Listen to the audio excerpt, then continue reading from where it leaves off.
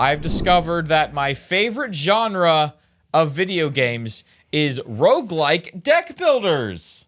What is roguelike? Get me into them. I'll play with you. Is it nap? Is it nap? An app. Oh, an app. No, it's just it's like a type of game. So deck builders. It's like Dominion. Remember where I taught you Dominion, where we both start with the same number of cards. Yes. And then you buy new cards, and those are now in your deck.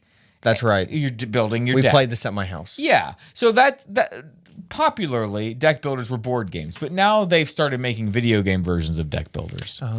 That game, Slay the Spire, I recommended several weeks ago, is a deck building video game, but it's also roguelike. And roguelike means that every time you complete a run where you're like getting as far as you can before you die, and death is permanent, you just have to start back to the very beginning and do it again. But every time you do it, one, you're getting wiser, because you're realizing more about, I should have done this or I should have done that. But the game is also saying, hey, you made it a little bit further this time.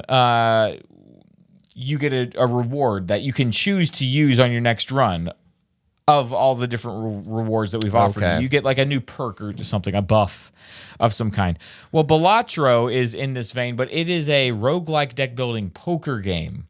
So it's a one player, like you're just laying out sets of cards, basically. Like you might do a straight or a full house or whatever. But your deck is getting more powerful every time you complete a run. Okay.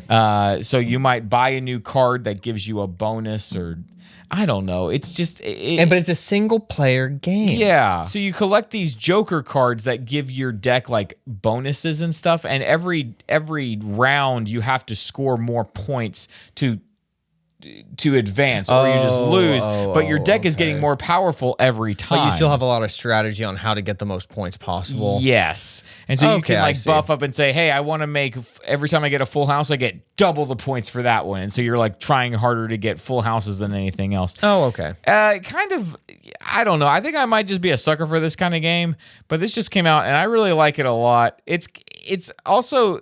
It's a little bit harder to get into because there's a lot of like terminology that you have to understand, especially if you don't know poker. Like I didn't really know poker, so I had to learn poker. Yeah, I don't know. But again, any kind of game that I can play in like 15 minutes and like get a complete experience out of, that's what I like.